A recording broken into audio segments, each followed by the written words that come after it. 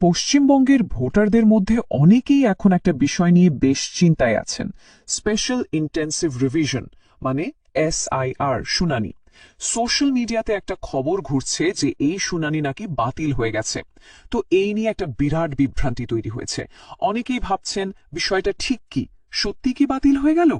চলুন এই পুরো ব্যাপারটার একদম ভেতরে গিয়ে আসল সত্যিটা খুঁজে বের করা যায়।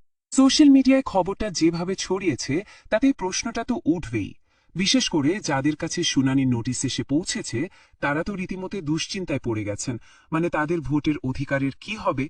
তো এই যে একটা অনিশ্চয়তা, সেটা কাটাতেই আজকের এই আলোচনা। আমরা একদম আসল ঘটনাটা কি সেটাই দেখব। এখানেই কিন্তু আসল ব্যাপারটা।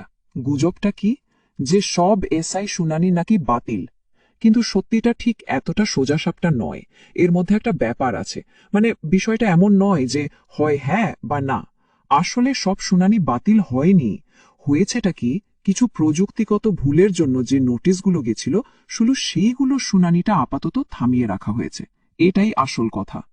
আচ্ছা, তো গুজব নিয়ে তো অনেক কথা হলো। এবার চলুন গুজবের জট ছেড়ে একদম তথ্যের মূল জায়গায় যাওয়া যাক।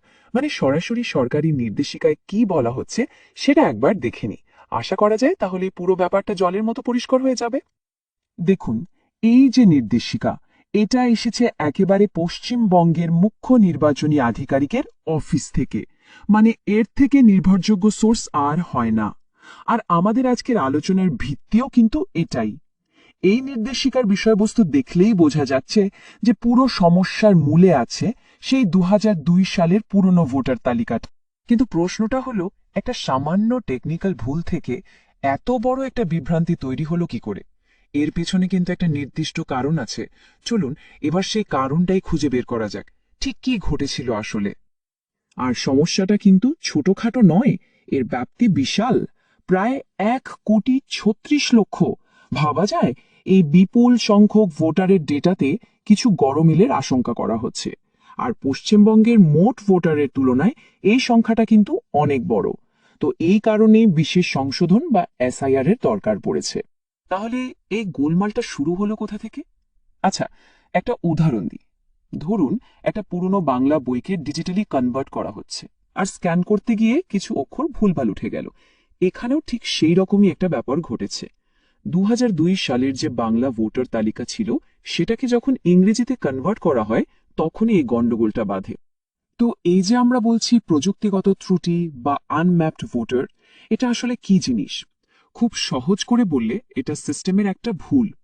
AI বা কৃত্রিম বুদ্ধিমত্তা দিয়ে যখন বাংলা নাম ইংরেজিতে ট্রান্সলেট করা হচ্ছিল তখন অনেক নামের বানানে ছোটখাটো ভুল হয়ে যায়। আর তার ফলে সিস্টেম একজন আসল ভোটারকেও আনম্যাপড বলে দাগিয়ে দিয়েছে। অর্থাৎ এটা কিন্তু কোনো ভোটারের ভুল নয়, এটা পুরোপুরি সিস্টেমের একটা সমস্যা। যাই হোক, এই সমস্যাটা যখন ধরা পড়ল তখন নির্বাচন কমিশন এটা সমাধানের জন্য একটা নতুন আরো ভালো পদ্ধতি নিয়ে এসেছে। চলুন এবার দেখে নেওয়া যাক যে এই নতুন সংশোধিত প্রক্রিয়াটা ঠিক কিভাবে কাজ করবে। এই নতুন প্রসেসটা কিন্তু বেশ ইন্টারেস্টিং। প্রথমত, অফিসিয়ালরা নিজেরাই পুরনো ড্রাফট রোল দেখে ভুলগুলো খুঁজে বের করবেন। এরপর যদি ছোটখাটো কোনো সমস্যা থাকে তাহলে বুথ লেভেল অফিসার বা BLOরা হয়তো বাড়িতে গিয়েই ডকুমেন্ট ভেরিফাই করে নিতে পারেন। তার মানেটা কি দাঁড়ালো? আসল ভোটারদের হয়রানি কিন্তু অনেকটাই কমে গেল। শুধুমাত্র যাদের তথ্যে খুব বড় আর সিরিয়াস কোনো গরমিল আছে শুধু তাদেরকেই শুনানির জন্য ডাকা হবে। আর সবচেয়ে বড় কথা হলো, কর্তৃপক্ষ কিন্তু নিজেরাই এই ভুলটা স্বীকার করেছে। এটা খুব জরুরি একটা বিষয়। তাদের নোটিশ থেকেই এই লাইনটা নেয়া, যেখানে বলাই হচ্ছে যে এটা একটা অনিচ্ছাকৃত টেকনিক্যাল ভুল। কর্তৃপক্ষ যখন ভুলটা স্বীকার করছে তার মানে তারা এটা সমাধান করতে চায়। আচ্ছা, এবার সবথেকে জরুরি প্রশ্নটাতে আসা যাক। এই যে নতুন নির্দেশিকা এলো, এর ফলে ঠিক কাদের শুনানিতে যেতে হবে আর কাদের যেতে হবে না, এই অংশটা কিন্তু খুব মন দিয়ে বোঝার মতো, কারণ এটা অনেকের সাথে সরাসরি যুক্ত। এই টেবিলটা দেখলে বিষয়টা আরো পরিষ্কার হয়ে যাবে। যদি সমস্যাটা প্রথম দুটো ক্যাটাগরির হয়, মানে ধরুন বানানে সামান্য ভুল বা অ্যাপে আনম্যাপড দেখাচ্ছে, এই ধরনের টেকনিক্যাল সমস্যা হলে চিন্তার কিছু নেই। কিন্তু যদি নাম বা আত্মীয়র বিবরণে বড়সড় কোনো পার্থক্য থাকে বা ডকুমেন্টে কোনো গুরুতর সমস্যা থাকে তাহলে কিন্তু শুনানির দরকার হবে।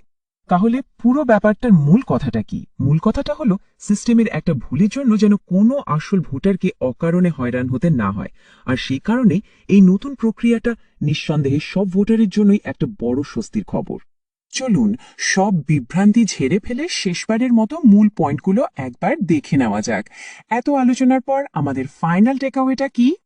এই চার্টটা দেখুন, এক ঝলকেই পুরো ছবিটা পরিষ্কার। মানে পরিস্থিতিটা কিন্তু বেশ মিশ্র।